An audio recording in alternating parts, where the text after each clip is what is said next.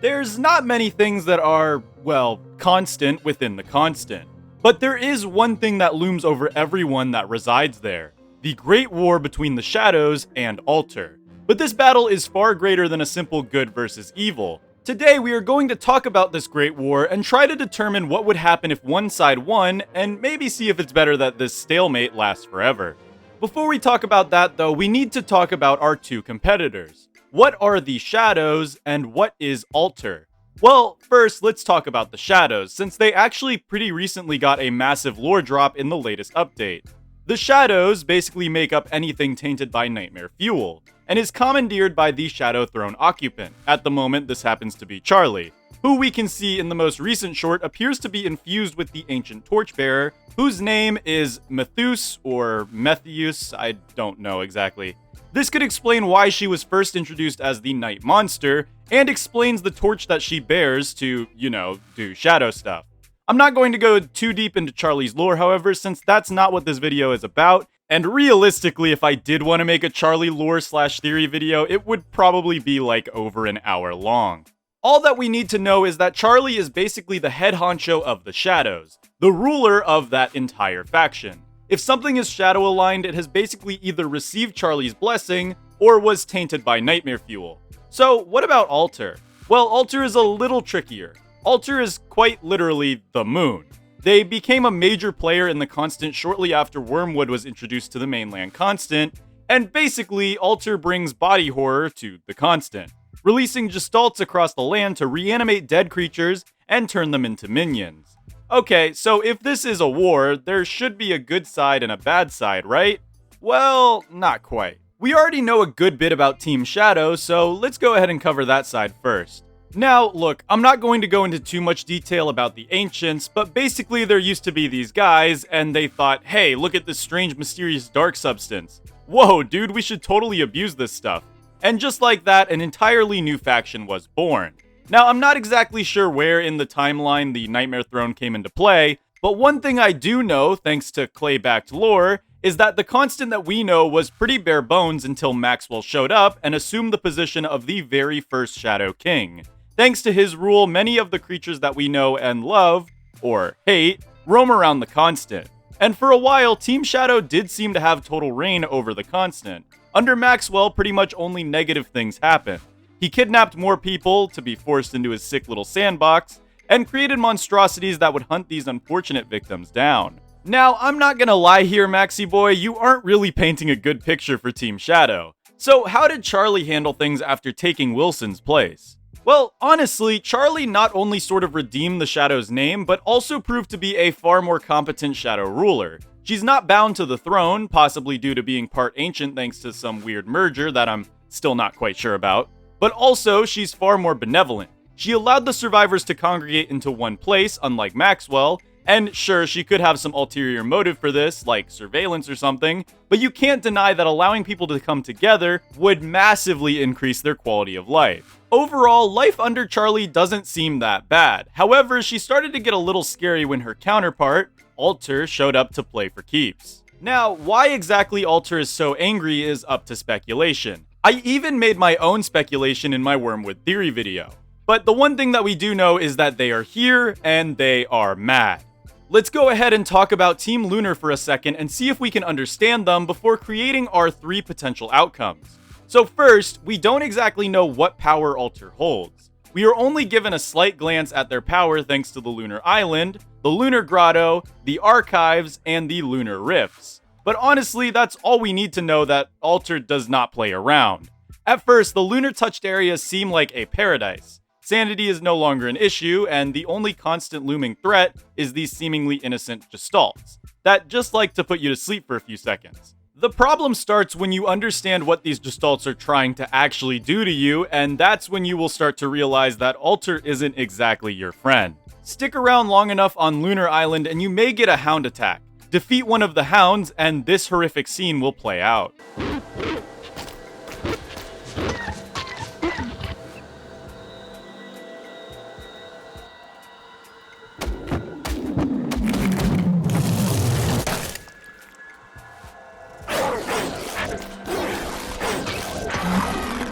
Yeah, That's right. Those gestalts that were seemingly innocent aren't trying to put you to sleep, they are actively trying to take over your body. Clearly they fail because, you're still alive, but we can tell that this possession attempt is incredibly taxing on the survivor as they immediately become groggy. Now, as to why players can't be possessed after death, that may have been due to game limitations back then, but with the introduction of the void masks, I'm actually hoping that Clay will look into adding a lunar equivalent to really spice up the horror-filled islands. As of now, my only theory is that, the body disappears too fast or something. Either way, that seems to be the gist of Alter's plans. Convert everything it can see into its own minions, so really it's just Team Shadow but with fancy blue colors and a lot more body horror. So, as we can see, there's no real good side to this war. Both are horrific and have caused some serious damage to the Constant's ecosystem, and are poised to cause even more damage if they get their way. But the question we have to answer now is, which side is the lesser of the two evils? Well, to answer that, let's theorycraft up 3 hypothetical versions of the Constant. One where Charlie wins the Celestial War against Alter, and, blows up the moon or something. One where Alter wins against Charlie and annihilates the Shadow Throne. And finally, one where the stalemate is indefinite and no side truly wins. Starting, of course, with Charlie's victory. Before we start, though, I have to say that both of these theories will rely heavily on Wormwood, since I personally think that Wormwood is incredibly important for both sides of the war. So, yeah. Also, remember that everything going forward here is simply theories and will only have loose ties to official lore, but just enough for them to possibly be true. Alright, let's begin. So let's say that Charlie really is as competent as she seems. Well, maybe her choice of bringing Wormwood to the mainland could have foiled Alter's plans to prevent the apocalypse in the world of Hamlet. Knowing that the world of Hamlet was defenseless, all she would have to do is wait for the right time, and boom, Hamlet was entirely hers. Now, as we know, Hamlet resides above the mainland constant, or at least we know that it is floating thanks to the clouds replacing the traditional seas. What does Charlie do once this land is under her control? Well, look, here's where I draw a few blanks. I mean, we are literally talking about killing the moon, and that's a pretty hard task. Regardless, the world of Hamlet is obviously going to be closer to Alter, being vertically higher than the mainland. From here, Charlie could, use some shadow beam magic or force the pig villagers to build some kind of weapon of mass destruction. But regardless, let's just say that Charlie has now taken out Alter. Done. Boom, Alter is no more. Lunar Island quickly becomes a simple floating rock, and the lunar grotto no longer shows any sign of lunar energy. And finally, all possessed entities and gestalts fade away or die for good. Alter has lost, and Charlie now has full reign over the world. So the first and most noticeable effect that this would have is that there would be no more moon cycle. Every night is now a new moon. Anything connected to lunar energy would simply no longer exist. The Wereform curses would still be able to activate via monster meat, of course, but there would no longer be a full moon transformation. Also, Lunar Island could slowly be reclaimed by the other portions of the Constant, and we could possibly see it just simply become another forest now that Alter no longer holds any power over it. Of course, no Alter means no lunar magic. No lunar magic means that Wagstaff would lose one of his biggest drivers into exploring the Constant.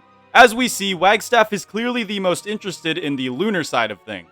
This is most likely because, Alter is much easier to study than Charlie.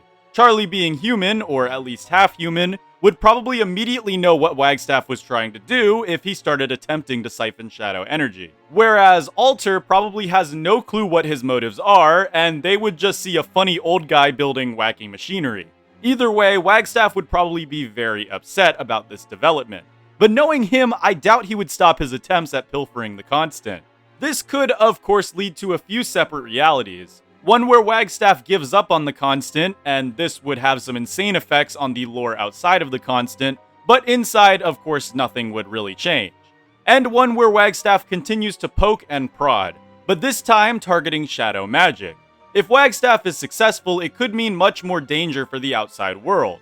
And if Wagstaff fails, maybe Charlie would eventually find a way to trap him for good and turn him into a Don't Starve Together player, who knows. Another major effect of Charlie now finally reigning uncontested is that the caves would probably completely succumb to the void and shadow entities. As we can see in gameplay, a major stronghold against the shadows owning all of the caves is the Lunar Grotto. This, however, no longer exists in this reality. There's nothing to fight anymore, and what's the smartest thing to do in times of peace? Well, expand, of course. Without an adversary, I could see the caves falling quickly to the Queen's reign. They may even leak into the overworld as well. Charlie's new world would probably be one of intense order. Anything not under her control would probably have a close eye on it at all times.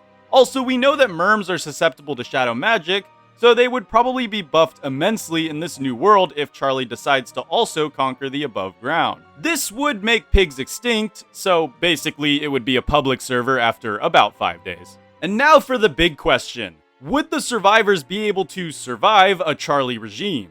I don't see why not. They clearly survived alright with Maxwell in charge, and it doesn't seem like hindering the survivors would benefit Charlie at all. Now that the doorway to adventure has been destroyed, there is no way for her to actually be dethroned. And thanks to many of the recent shorts, we can actually see that Charlie is not really that malicious at all in her new form. The question is Charlie able to control the shadows as well as she seems like she can? Or will the Ancients seize control over this new shadow-ruled land and cause complete chaos? I mean, those void masks are crazy, so I don't know if I'd want those running around uncontested. That, my friends, is the big question, and unfortunately, we would have no clue. But honestly, this outcome doesn't seem so bad. Just so long as Charlie stays in control of everything thanks to her, not bloodthirsty attitude, and the fact that she's not controlling parasites. Or is she? I guess we don't know yet. Now, what about if Alter wins the war over the Constant? Well, this theory again starts with our favorite plant boy, Wormwood. Now, many people know this already, but Wormwood can create living logs. So we know that Wormwood is at least made of living logs, or is capable of creating them within himself. And we also know that he has a green gem socketed in his chest. What other item has this combination of ingredients? That's right, the deconstruction staff. Now, Wormwood might actually be smarter than many people make him out to be. He solved the archive puzzle, and he generally seems to understand stuff. So what if all this time Wormwood has been working through Alter, trying to zone in on the Shadow Throne, all so that he can activate himself and deconstruct it? Without a Shadow Throne, Charlie would lose her control over the shadows within the Constant. Sure, she's still combined with Mathus, but that alone doesn't give her the control of the shadows. It wouldn't take long for the Gestalts to win within the Lunar Grotto, and then before she knew it, they could be going straight for her. Once Charlie is out of the picture, Alter would theoretically win the war. Of course, there's still the other Ancients within the cave, like the Ancient Fuel Weaver, and all the other ones. But seeing how the survivors are able to defeat the beast, I'm sure that Alter's minions would have some simplicity in this task. Right off the bat, the shadows being defeated would probably make Insanity no longer dangerous. As we know, all of the Insanity monsters are shadow aligned, and are usually controlled by the Shadow Ruler. Except now, there is no Shadow Ruler. Now, does this mean that they will all just wither away into nothingness? I'm not quite sure. It's either that or they go feral or something, but even then, with the greater Gestalts that will probably start spreading like wildfire, I don't think any of the rogue shadows would really stand a chance. Now, this all of course depends on how malevolent Alter truly is. We don't know what their intentions are quite yet, but if it was to assimilate the Constant, now would be the best time to do it. With no major opposition, Moonstorms could be a permanent new addition, and every night will be a full moon night. Not only that, but any shadow remnants would be hunted down and destroyed by freely roaming greater Gestalts. Sort of like a police state, but if the cops were actually blenders that phased into your body, you know? As for what Alter's Constant would look like, well, we can tell that Alter's influence almost seems to spread like a cancer. Anything that touches the lunar island is infected by the Gestalts, and once they die, they come back as servants of Alter. We also can see that via rifts, more lunar ground is capable of being created. And with no counterpart to these rifts besides the survivors, eventually the entire mainland could become one big lunar island, where death is no longer the end for any organic being, instead coming back as a minion of Alter. Truly horrifying. Also, the Merms would, much like the Shadow Path, be guaranteed to win dominance over the land, as their lunar abilities would far outmatch many of the other creatures that vie for power. Meaning, pigs would probably again go extinct. But they may put up a greater fight thanks to them being werepigs more often. Now, do I think the survivors would survive Alter's Constant? Well, survive might be the wrong word to use here. I think that they would fight back, sure, maybe even with the help of Wagstaff, but ultimately, one by one, as they died, I feel like they would be taken over by the Gestalts very quickly. Now, whether they would respawn after such an incident is unknown, but even if they do, fighting themselves but with gear may prove to be pretty difficult. I don't think any of the survivors, except for maybe Wormwood, would have a good time in this reality at all. I wish I had more to say about this potential reality, but as of right now, it's just really hard to come up with stuff for it, since we don't actually know all that much about Alter's motivations. So, yeah. On the bright side for Wanda, without the shadows around, she's no longer being chased, so I guess she could probably stop biologically aging? I don't know exactly how she works either, but it's something to think about for sure. And finally, what would happen if the war kept dragging on? Well, I don't think anything would really change. Spoiler alert, but stalemate wars usually result in things staying the same or changing very slightly, especially if your home was a war zone before said war even happened. So now, can we answer the question, who is better for the constant? I'm gonna have to say Charlie. Not only is Charlie human, or at least part human, meaning she can express human emotions such as empathy, she also seems to be far less cruel when it comes to her rule as the Shadow Queen. Alter is pretty much just a mad giant rock. We haven't had many interactions with Alter, but we do know that they are capable of some serious damage, and don't seem to show any human emotions because, well, they are the moon. This of course all hangs on one issue, however. Will Charlie be able to keep all of the other shadow beings under control? Maybe. But remember, she is still the night monster after all, so this truly is a lesser of the two evils scenario. And now's the time where I have to give a huge shout out to all of my channel members. You guys are great and are the reason that I can release videos like these this frequently. I felt like this one was more of a rambling video since, I didn't have much footage to go off of, since this was, of course, a theory video, but it was fun nonetheless. If you would like to become a member, that would be appreciated immensely. But if you want to support me for free, then, subscribing and leaving a like would mean an absolute ton to me as well. Oh yeah, also, Alter told me personally that if you don't check this video out next, you're gonna find a Moonrock Pengull underneath your bed tonight, so, I'll see you there.